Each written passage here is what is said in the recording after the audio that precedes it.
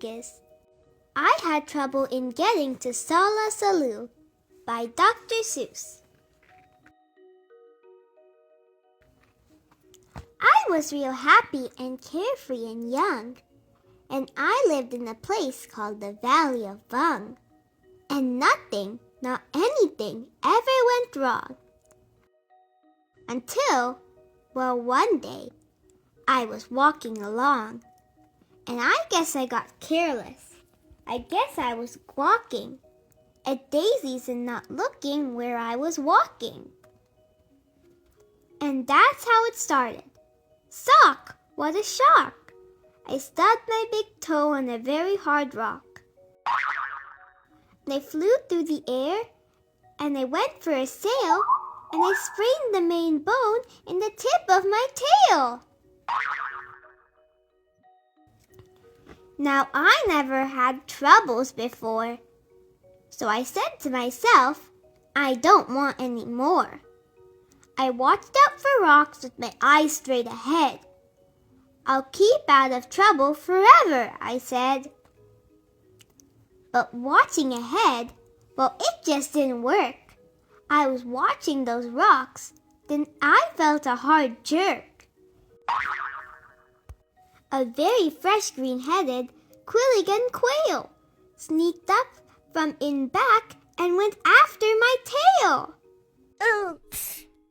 And I learned there are troubles of more than one kind, some from ahead and some from behind. So I said to myself, now I'll just have to start to be twice as careful and be twice as smart. I'll watch out for trouble in front and back sections by aiming my eyeballs in different directions. I found this to be quite a difficult stunt, but now I was safe, both back and in front. Then new troubles came from above and below, a scritch at my neck and a shrink at my toe. And now I was really in trouble, you know. The rocks and the quail and the scritch and the shrink. I had so many troubles, and the skrink. I had so many troubles, I just couldn't think. There I was, all completely surrounded by trouble, when a chap rumbled up in a one-wheeler wobble. Young fellow, he said, what has happened to you has happened to me and to other folks too. So I'll tell you what I have decided to do. I'm off to the city of SOLLA SOLLEW, on the banks of the beautiful river Wahoo, where they never have troubles, at least very few. It's not very far, and my camel is strong. He'll get there fast, so hop on, come along. I jumped up behind him. Then all through that day, the wobble wobbled on in a wobblesome way. The road got more bumpy, more rocky, more tricky. By midnight, I tell you, my stomach felt icky. So I say, Mister, please, when do we get to that wonderful town? Aren't we almost there yet? Young fellow, he told me, don't start in to stew. At sunrise we'll drive into SOLLA SOLLEW, and you'll have no more troubles. I promise, I do. When dawn finally came and the darkness got light, that wonderful city was nowhere in sight. Instead of the city, we ran into trouble. Our camel got sick, and he started to bubble. We had to pull him in the one-wheeler wobble. So there we went in a dreadful position. Our camel sure needed a camel physician. Now doctors for camels are often not seen, especially on mountains. They're far, far between. But we pulled that old wobble and set out to find some doctor while dragging our camel behind. I pulled, and the next thing I knew, I was pulling the camel and Wobble Chap too. Now really, I thought, this is rather unfair. But he said, "Don't you, Stu, I'm doing my share. This is called teamwork. I furnish the brains. You furnish the muscles, the aches and the pains. I'll pick the best roads, tell you where to go, and we'll find a good doctor more quickly, you know." There he sat, and he worked his brain and his tongue, and he bossed me around just because I was young. He told me to go left, then he told me to go right. That's what he told me all day and all night. Next morning we located Dr. Sam Shell, who knew about tonsils and camels as well. Our camel, he said, had a bad case of leaks and should lie flat in bed for at least 20 weeks. I was tired. How I wanted to crawl in that bed, but the Wobble Chap sent me away and he said, "Your troubles are practically all at an end. Just run down that hill around the next bend, and you'll come to the Happy Way bus route, my friend. The Happy Way bus leaves at 4:42 and will take you directly to SOLLA SOLLEW on the banks of the beautiful River Wahoo, where they never have troubles, at least very few."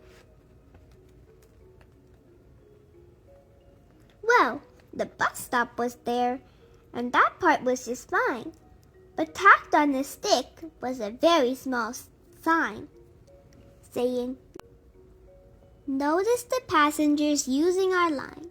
We're sorry to say that our driver, Butch Myers, ran over 4 nails and has punctured all tires.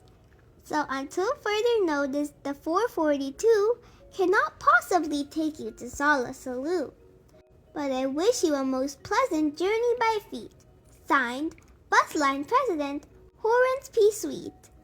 So I went on by feet thanks to Horace P. Sweet, and that Horace P. Sweet almost ruined my feet. 100 miles later, my feet were so sore. Then, wouldn't you know it, it started to pour. I was drenched to the skin when a chap in a sickler splashed up and he yelled, "It's the midwinter jicker. The midwinter jicker came early this year. It's not going to be very comfy round here." And the fool would get out, so I packed up my things. I'm off to my granddaddy's out in Palm Springs.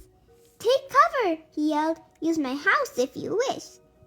Then the chap in the slickler splashed off like a fish. I ran in the house and I fell in a heap. I needed my rest, but I just couldn't sleep. But a family of owls. Did you ever sleep when your feet were like ice? With a family of owls and a family of mice?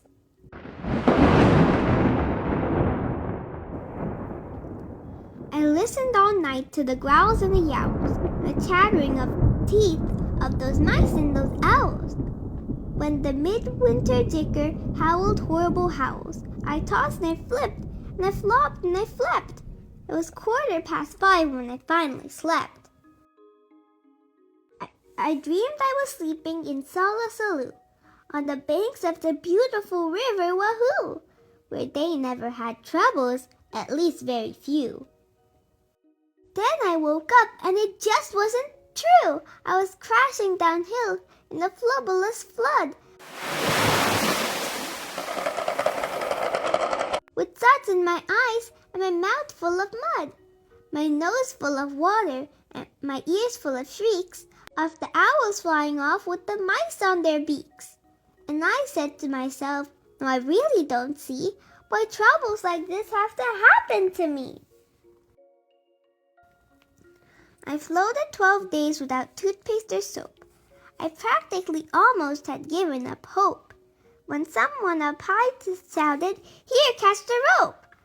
Then I knew that my troubles had come to an end, and I climbed up the rope calling, "Thank you, my friend." I got to the top, but it wasn't a friend. And I saw my troubles were not at the end.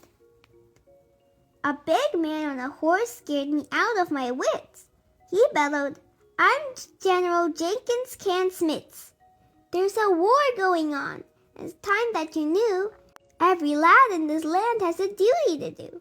We're marching to battle. We need you, my boy. We're about to attack. We're about to destroy the perilous cruiser of Pamplemousse Pass. So get in line. You're a private first class." He gave me a shooter and one little bean, which is not very much if you see what I mean. Then he yelled, "Get that cruiser! Attack without fear! The glorious moment of victory is near." And the glorious general read his advance, with the glorious swish of his sword and his lance, and the glorious clink of his tin-padded pants. Then we went round the corner and found that, alas, there was more than one cruiser in Pamplemousse Pass. Then Jenkins Can-Smith shouted out to his men, "This happens in war every now and again. Sometimes you're winners and sometimes you're losers. We never can win against so many cruisers. And so I suggest that it's time to retreat." And the army raced up on its tin-plated feet. And there I was, with more cruisers than I'd ever seen. There I was with my shooter and only one bean. There I was. And I thought, will I ever get through to the wonderful city of SOLLA SOLLEW on the banks of the beautiful river Wahoo, where they never have troubles, at least very few? I had terrible trouble in staying alive. Then I saw an old pipe that said, "Event number 5. I didn't have time to find out what that meant, but the vent had a hole, and the hole's where I went. Well, that vent where I went was sort of a funnel that led me down into a frightful black tunnel. The traffic down there was a mess, I must say, with billions of birds going all the wrong way. They bumped me with bikes, and they banged me with dishes.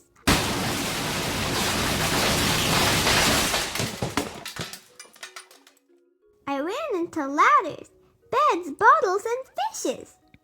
I skidded on garbage. I fell in the horn. Troubles, I wished I had never been born. I was down there 3 days in this bird-filled-up place. At least 8,000 times I fell smack on my face.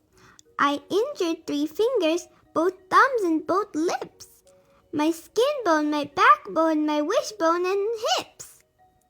What's more, I was starved. I had nothing to eat. And damp was it damp. I grew moss on my feet. Just then, when I thought I could stand it no more, by chance I discovered a tiny trapdoor. I popped my head out, and the great sky was sky blue. And I knew from flowers I had finally come through to the banks of the beautiful river Wahoo. I couldn't be far now from SOLLA SOLLEW. There it was, with its glittering towers in the air. I'd made it, I'd done it, at last I was there. And I knew that I'd left all my troubles behind, when a chap at the doorway that shimmered and shined waved me a wave that was friendly and kind. "Welcome," he said as he gave me his hand. "Welcome, my son, to this beautiful land. Welcome to sweet sunny SOLLA SOLLEW, where we never have troubles, at least very few. As a matter of fact, we have only just one. Imagine just one little trouble, my son, and you see this one little trouble as you will now, and this one little trouble as you will now see, is the one little trouble I have with this key. There's only one door into SOLLA SOLLEW, and we have a key-slapping slipper, we do. This troublesome slipper moved into my door 2 weeks ago, Tuesday at 3:45. Since then, I can't open this door anymore, and I can't kill the slipper. It's very bad luck to kill any slipper. That's why we're stuck, and why no one gets in, and the town's gone to pot. It's a terrible state of affairs, is it not? And so, said the doorman of SOLLA SOLLEW, my job at the door here is finished. I'm through. And I'll tell you what I have decided to do. I'm leaving, he said, leaving SOLLA SOLLEW on the banks of the beautiful river Wahoo, where we never have troubles, at least very few. And I'm off to the city of Bala Boo Ball, on the banks of the beautiful river Woo Wall, where they never have troubles, no troubles at all. Now come along with me, he says he ran, and you'll never have any more troubles, young man. I'd have no more troubles. That's what the man said. So I started to go, but I didn't. Instead, I did some quick thinking inside of my head. Then I started back home to the Valley of Vung. I know I'll have troubles. I'll maybe get stung. I'll always have troubles. I'll maybe get bit by the green-headed quail on the place where I sit. But I've brought a big bat. I'm ready, you see. Now my troubles are going to have troubles with me. The end. What is your favorite part of the story? My favorite part of the story is when he did some quick thinking in his head and decided to come back home. Thank you for reading with me. Please like and subscribe for more stories, songs, and more. See you next time.